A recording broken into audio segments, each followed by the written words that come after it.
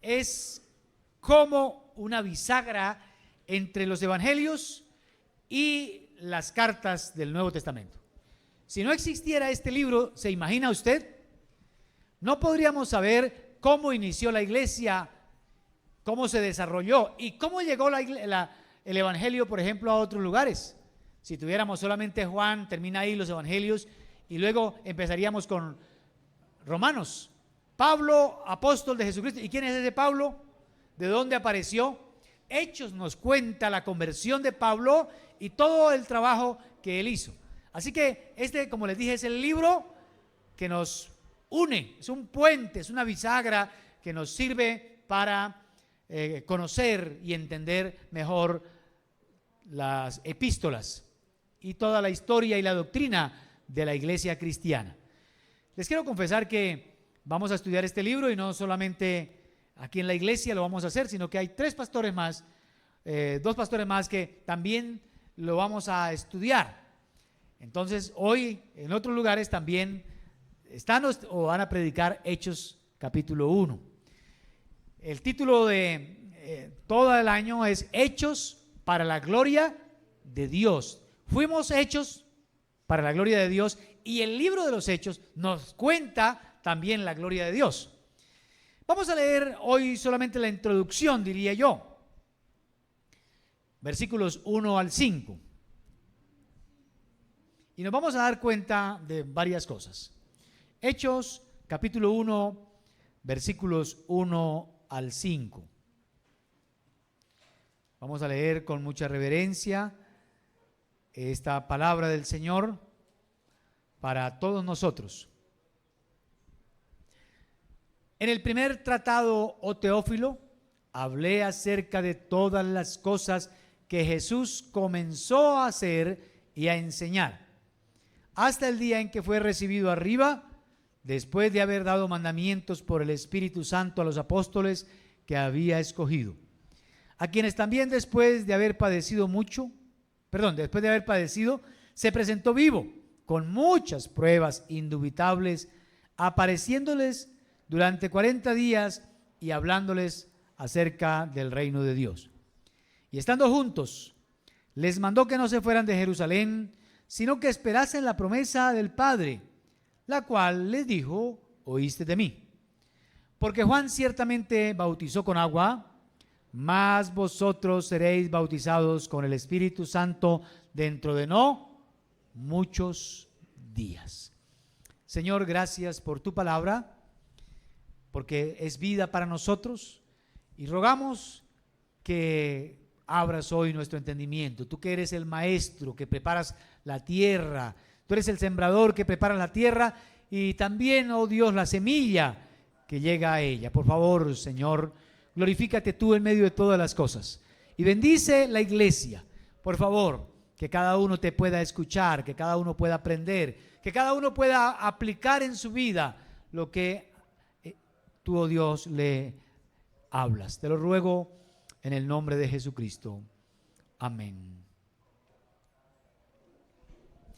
Se dice que este libro contiene, desde lo que describe en el capítulo 1 hasta el capítulo 28, más o menos 30 años de historia. Es un libro histórico. Pero este libro fue escrito por alguien que escribió también un evangelio, y es el evangelio de Lucas. Este libro, Hechos, fue escrito también por Lucas y fue dirigido a un hombre llamado Teófilo. Yo quiero que usted mire y haga la comparación, Lucas capítulo 1 y Hechos capítulo 1, cómo inician, y va a encontrar que los dos son dirigidos a este hombre. Yo quiero leer, como para tener un poquito de contexto, Lucas 1, del 1 al 4. Los que tienen Biblia o los que... Lucas capítulo 1, versículos 1 al 4. Dice: puesto que ya muchos han tratado de poner en orden la historia de las cosas que entre nosotros han sido ciertísimas, tal como nos las enseñaron los que desde el principio lo vieron con sus ojos y fueron ministros de la palabra, me ha parecido bien también a mí después de haber investigado con diligencia todas las cosas desde su origen, escribírtelas por orden, oh excelentísimo Teófilo. ¿Para qué? Para que conozcas bien la verdad de las cosas en las cuales has sido instruido. Si se dieron cuenta, el Evangelio fue dirigido a un hombre llamado Teófilo para que el hombre pudiera conocer de primera mano, en orden, las cosas como sucedieron desde el principio. Es decir, que Lucas nos cuenta el nacimiento de Jesús, de Juan el Bautista y cosas que los otros evangelios no nos cuentan. Pero, ¿cómo inició Hechos? De la misma manera, dirigido también a este hombre que se llamaba Teófilo. Algunos dicen que posiblemente era un funcionario de Roma o de pronto un líder, una persona que estaba empezando el evangelio. Por eso dice, para poner en orden acerca de las cosas de las cuales has sido instruido. No sabemos quién era Teófilo. El nombre significa amado por Dios. Esto también ha hecho que algunos piensen que era una persona, un líder de la iglesia, y por eso tenía ese nombre, amado por Dios, y para él se dirigió tanto el evangelio como el libro de Hechos. Sin embargo, la forma de escribirse, uno se da cuenta que el Espíritu Santo lo estaba guiando para no solamente Teófilo, sino para toda la iglesia, para todos los creyentes. Una cosa es que Lucas dice primer tratado, es el libro, el evangelio. Si Lucas se proponía con el evangelio enseñar acerca de lo que Jesús había empezado a hacer, ¿cuál creen entonces que es el propósito de Hechos? Contar lo que Jesús continuó haciendo a través de los apóstoles, a través de la iglesia. Hay una frase que me gusta mucho aquí en este pasaje que leímos, en el versículo 3, Hechos 1:3. Dice que el Señor se les apareció vivo con pruebas que no dejaron ninguna duda a los apóstoles. Dice que les habló acerca del reino de Dios. Amados hermanos, ¿cuál es el reino de Dios? Pues el reino de Dios es la iglesia. Dios estableció su reino y establece su reino a través de la iglesia. ¿Cómo la iglesia debe expandir el reino de Dios? Eso es lo que vamos a ver en Hechos. Este libro, entonces, como su nombre lo indica, Hechos, nos habla de acciones. Nos invita a salir de las palabras para ir a la acción. Es un llamado para salir, para evangelizar, para extender el reino de Dios. Eso es lo que vemos aquí. En este libro nos vamos a dar cuenta que la salvación fue preparada por el Hijo, pero lógicamente había sido prometida por el Padre, confirmada por el Espíritu Santo y ofrecida a toda persona, judío o gentil. Porque recuerdan que primero eran solamente los judíos, pero luego en Hechos de los Apóstoles nos cuenta cómo el evangelio llegó también a los que no eran judíos, es decir, a los gentiles, a nosotros. En estos primeros 5 versículos que leímos, vamos a ver cómo Dios, que es Padre, Hijo y Espíritu Santo, o como lo hemos llamado, la Trinidad, la Santísima Trinidad, ha actuado a través de la iglesia y sigue actuando. En estos 5 versículos que leímos, vamos a ver entonces hechos de la Trinidad. Quiero que usted, por favor, se ubique en los primeros 3 versículos de su Biblia, ahí donde empezamos. Y vamos a mirar los hechos del Hijo. Y vamos a mirar en el orden que está ahí, como se presenta en el texto. Dice, bueno, ya sabemos todos que el Hijo, Cristo Jesús, vino a la tierra, entregó su vida para salvar al hombre. El propósito de él era salvar al hombre, salvación. A eso vino. Él salvará al pueblo de sus pecados. Pero miramos todo el amor, todo el esfuerzo, toda la paciencia de Dios a través de su Hijo Jesucristo, para que nosotros pudiéramos ser reconciliados. Porque ¿qué es la salvación? La salvación es precisamente ser libres del pecado, reconciliados con Dios, con la esperanza de un día poder vivir con Él. Eso es la salvación. Dios quiere que todos los hombres puedan reconciliarse con Él, puedan ir al cielo también. Por eso vamos a mirar entonces los primeros 3 versículos. Y vamos a mirar los hechos del Hijo. Versículo 1. Hay algo que me llama la atención, es que dice: en el primer tratado, oh Teófilo, hablé acerca de las cosas que Jesús comenzó. Jesús comenzó, pero sigue haciendo, sigue trabajando, sigue actuando. Jesús sigue actuando. Y me llama la atención es que este libro y el Evangelio, los dos, fueron dirigidos primariamente a una sola persona llamada Teófilo. Y esto me invita a pensar en todo el esfuerzo, escuchen, todo el esfuerzo que el Señor hace para que una persona lo pueda conocer. Lucas, me imagino que tuvo que sacar tiempo para escribir, no sé, trasnochar, pero escribir un libro no es fácil. Lógicamente aquí contaba con la guía del Espíritu Santo, pero eso demandaba tiempo. Amados hermanos,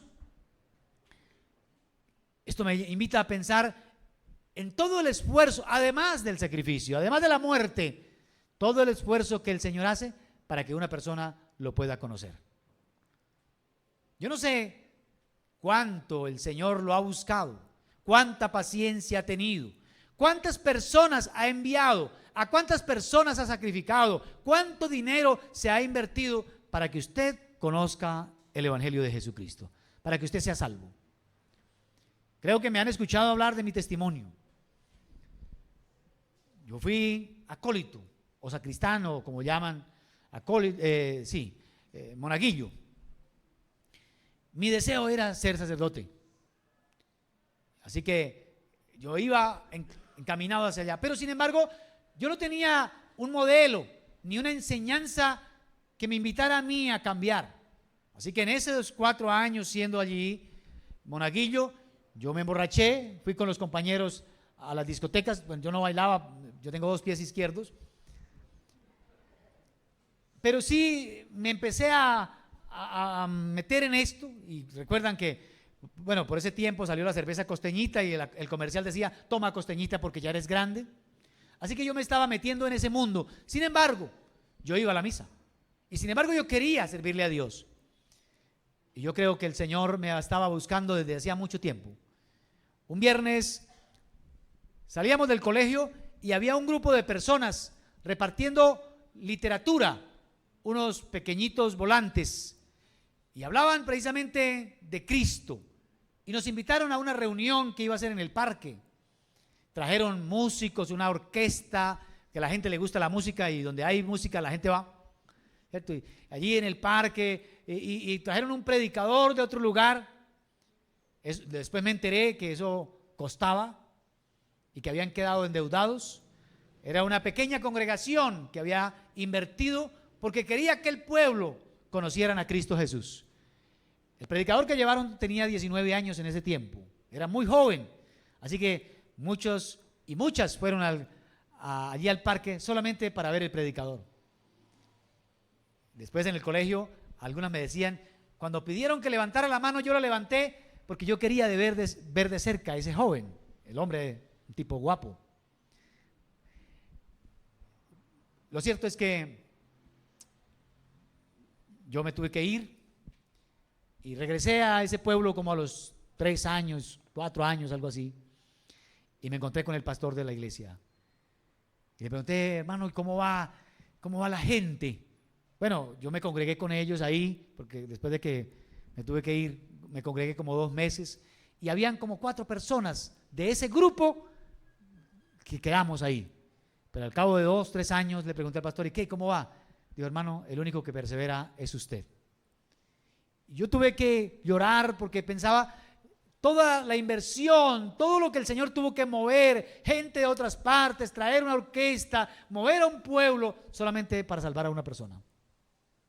Ese soy yo. ¿Cuántas inversión ha hecho el Señor? Porque quiere que usted lo conozca. Por eso aquí Lucas dedica tiempo, escribe 2 libros para hablarle de todos los detalles para que pudiera conocer a Cristo Jesús. O sea, habla de las acciones del Hijo. Ahora, mire lo que dice el versículo 2, que no solamente el versículo 1 dice que Jesús comenzó a hacer hasta que fue recibido arriba después de haber dado mandamientos por el Espíritu Santo. ¿A quiénes? A los apóstoles que había escogido. Mire, escogió a 12 y ser discípulo no era fácil, tenían que renunciar a todo y empezar a seguir. Durante 3 años comieron, caminaron, vieron al Señor dormir, navegaron con Él, 3 años escuchando enseñanzas. ¿Y qué estaba haciendo el Señor? Entrenándolos. ¿Para qué? Para que ellos quedaran listos para ir a predicar el Evangelio. ¿Y cuál fue el mandamiento que les dio?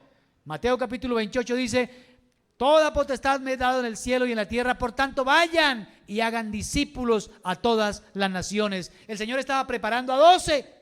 ¿Y qué mandamiento les dio? Vayan, vayan. En Marcos capítulo 16 versículo 15 les dijo: id por todo el mundo y predicad el Evangelio a toda criatura. Y Dios ha enviado misioneros que han entregado su vida en el Amazonas, ha enviado predicadores que han sido insultados, vecinos que nos han compartido y posiblemente hasta los hemos despreciado, o a nosotros también nos han despreciado. Pero ha sido Dios moviendo personas, moviendo recursos para que la gente pueda conocerlo a Él, para que la gente sea salvo. Y luego dice el versículo 3: a quienes también, hablando de estos apóstoles, después de haber padecido, se presentó vivo, con muchas pruebas indubitables, apareciéndoles durante 40 días y hablándoles acerca del reino de Dios. ¡Qué paciencia! 3 años con los apóstoles y después que murió, algunos dudaban. Pero para convencerlos de que Él había resucitado, durante 40 días se les apareció, comió con ellos, iban en el camino y ahí el Señor estuvo con ellos, para que no les quedara ninguna duda, porque el Señor quiere que nosotros tengamos certeza de que Él resucitó, y así como Él resucitó, nosotros también resucitaremos. Así como Él vive, nosotros también vamos a vivir, porque esa es la salvación que Él nos ofrece. Y dice que no les quedó duda. Amados hermanos, el Señor no quiere que usted tenga dudas. Es verdad que no lo hemos visto, pero tenemos hoy el testimonio del Espíritu Santo en nuestra vida. Amados hermanos, Cristo Jesús todavía sigue actuando. Además de su sacrificio, además de su muerte que fue tormentosa, dolorosa, Él todavía hoy sigue buscándonos y utilizando medios, utilizando personas, utilizándolo a usted para que le lleve el Evangelio a otra persona. Esas son las acciones del Hijo. Ahora vamos a ver los hechos, las acciones del Padre. Versículo 4. Y estando juntos, les mandó que no se fueran. ¿De dónde? ¿Por qué? Dice, sino que esperasen. ¿Esperasen qué? La promesa del Padre, la cual les dijo: oíste de mí. ¿Cuál promesa les había hecho Jesús en nombre del Padre? El Espíritu Santo. Jesús había dicho que el Padre enviaría el Espíritu Santo, y Hechos nos viene a contar que definitivamente el Padre cumplió la promesa. Porque es que el Padre cumple promesas, ¿lo creen así? Dios no miente. Nosotros tenemos que creerle a sus promesas. ¿Sabe por qué hoy vivimos con mucha duda? ¿Por qué nos da miedo tantas cosas? Porque no hemos creído la palabra del Padre. ¿Saben cuál fue la primera promesa que el Señor le hizo a la humanidad? Génesis 3:15. Cuando el hombre pecó, de una vez le dio una promesa. Cuando le dijo a la serpiente: bueno, se vas a arrastrar y serás maldita, todo le dijo. Y le dice, Génesis 3:15: pondré enemistad entre ti y la mujer, entre la simiente suya y entre tu, bueno, dice, entre tu simiente y la simiente suya. esta te herirá en la cabeza, y la simiente de la mujer, según lo que dice Gálatas, es Cristo Jesús. Cristo hirió en la cabeza a Satanás. Dice, y la serpiente le heriría en el calcañar. Es decir, lo que la serpiente le hizo, la muerte, toda la tortura, no fue nada en comparación con lo que Cristo le hizo a la serpiente, al diablo, porque el Señor lo derrotó. ¿Estamos de acuerdo? Esa fue una promesa del Padre de que Él enviaría a su Hijo, que se levantaría el hijo de una mujer para derrotar a la simiente del pecado. 4000 años y Cristo vino a la tierra. Y me encanta cómo San Juan lo presenta: de tal manera amó Dios al mundo que dio a su Hijo, para que todo aquel que en Él cree no se pierda, sino que tenga la vida eterna. El Padre te ama, el Padre quiere que usted le crea, porque Él cumple promesas.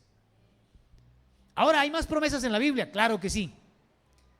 Hay una de las promesas que me encanta, es saber que yo no estoy solo. Y creo que todos conocen y de memoria Isaías 41:10. No temas, porque yo estoy contigo. ¿Cuánto lo creen? No solamente Él, Cristo también dijo que estaría con nosotros todos los días hasta el fin del mundo. El Espíritu Santo está con nosotros hoy también. ¿Estamos de acuerdo? ¿Sabe por qué andamos con dudas y con muchos temores? Porque nos hemos olvidado que no estamos solos y pensamos que el Señor se olvidó de sus promesas. No es verdad. Él cumple promesas. Yo estoy contigo, no desmayes, porque yo soy tu Dios que te esfuerzo. Siempre, esa palabra siempre, subráyela en su Biblia, siempre, siempre te ayudaré. ¿Lo creen así? Pues si usted me dice que yo le ayude, pues yo no tengo todas las fuerzas, pero dice, siempre te ayudaré, siempre te sustentaré. ¿Con qué? ¿Con qué? Él tiene el poder, la diestra habla de poder, de su justicia. Él sí tiene la capacidad para socorrer a todo aquel que confía en Él. No sé si estás pasando por angustias, por pruebas, pero yo quiero decirles, el Padre cumple promesas. El Padre quiere que usted sea salvo y por eso cumplió la promesa de enviar a su Hijo para rescatarnos. Amados hermanos, esto también me invita a mí a pensar que los cristianos también debemos cumplir promesas. La Biblia dice, el Señor Jesús enseñó, vuestro sí sea sí y vuestro no sea no. No prometas si no vas a cumplir. Así dice la Escritura en el libro de Eclesiastés, ¿no? Capítulo 5. Es mejor que no prometas y no que prometas y no cumplas. Amados hermanos, así como el Padre cumple promesas, nosotros también debemos hacerlo. Y a veces hacemos promesas apresuradas. ¿Acepta usted a esta mujer para amarla, para respetarla, para cuidarla? Y dice sí. Y después se olvida y ya por cualquier cosa o por cualquier otra persona la quiere cambiar o lo quiere cambiar, porque la mujer también hace la misma promesa. Hoy la gente no está cumpliendo promesas porque no se parece a Dios, porque se ha olvidado de que el Señor nos dio el modelo. Él cumple promesas. A veces, amados hermanos, Dios nos dio a nosotros la responsabilidad de cuidar la familia, los hijos. ¿Cuántos cuidan los hijos? Tenemos que cuidarlos no solamente de que en el colegio les hagan bullying, no solamente cuidarlos de que otro los vaya a estropear o a violar, no. Eso hay que hacerlo, hay que cuidarlos, pero sobre todo hay que cuidarlos de un mal mayor, es el pecado, el mundo que quiere llevar a la gente al infierno. Por eso nosotros como padres tenemos que levantarnos para cumplir promesas. Amados hermanos, Dios cumple promesas. Ahora vamos a mirar los hechos del Espíritu Santo. Ya miramos los hechos de Jesús, los hechos del Padre y los hechos del Espíritu. Versículo 5.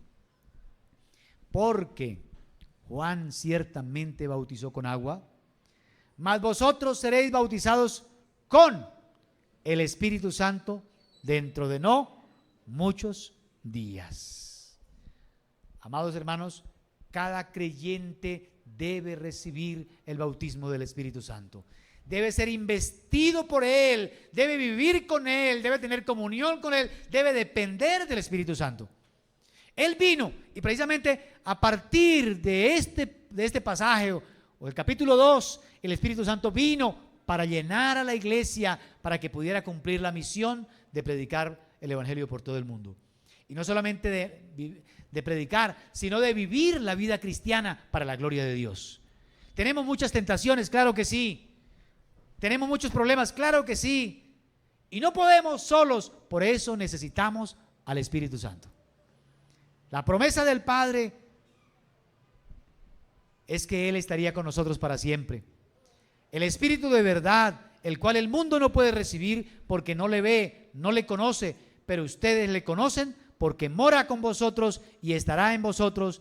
No os dejaré huérfanos, vendré a vosotros. Esa fue la palabra del Señor Jesús. Amados hermanos, sin el Espíritu Santo no podremos ser cristianos. Sin el Espíritu Santo no podremos ser iglesia. No se puede, no se puede. Hay muchas pruebas, muchas tentaciones. La gente me dice, ¿usted cómo puede hacerlo? Yo no puedo, yo necesito la ayuda del Espíritu Santo. Yo dependo de Él. Amados hermanos, estamos en el tiempo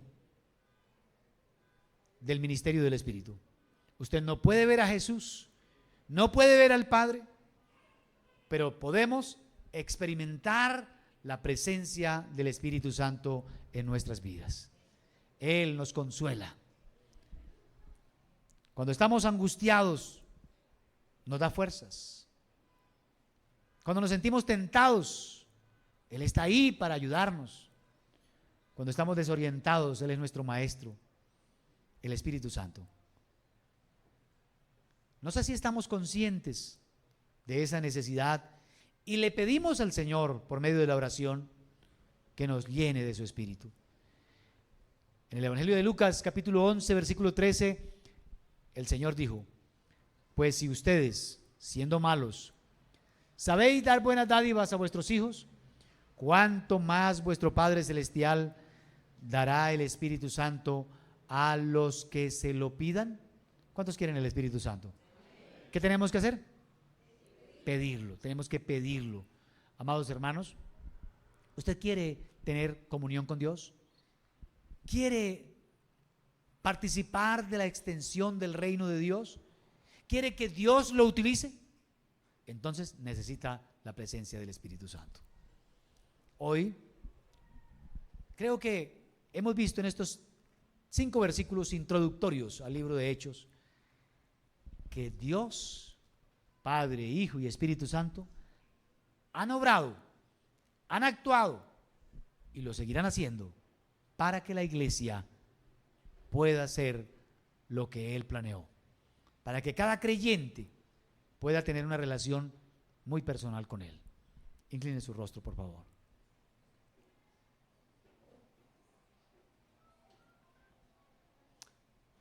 Yo pregunto hoy, ¿qué me ha dicho Dios? ¿De qué tiene que convencernos el Espíritu Santo? ¿Qué duda tienes? ¿Hay alguna promesa para cumplir? ¿Necesitas ser lleno del Espíritu Santo?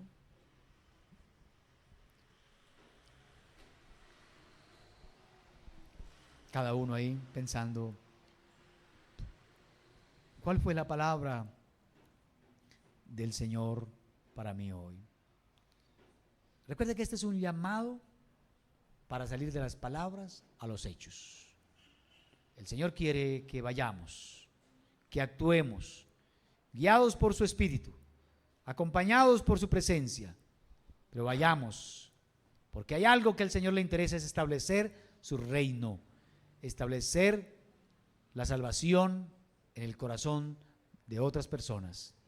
Hoy el Señor está pensando en otros que hoy estuvieron o están perdidos. Está pensando en enviarte a ti, que dediques tiempo, que saques tiempo para orar, que hables a otros de esa salvación tan grande. Señor, en esta hora te doy muchas gracias por tu palabra. Solamente pido que la palabra nos lleve a nosotros a los hechos, hechos para la gloria de Dios, hechos para servirte. Por favor, Señor, ayúdanos a pensar en todo lo que tú haces, porque tú has trabajado primero y sigues trabajando para que nosotros seamos salvos. Por eso te ruego, por esta ciudad, ruego, Señor, por estos barrios, por tantos jóvenes, tantas personas que están hoy cautivas por el alcohol, por las drogas, que no tienen esperanza. Pero, Señor, ayúdanos a nosotros a llevarles un mensaje de esperanza, hablarles de Cristo como el único Salvador, el único que puede darnos vida eterna. Señor, muchas gracias.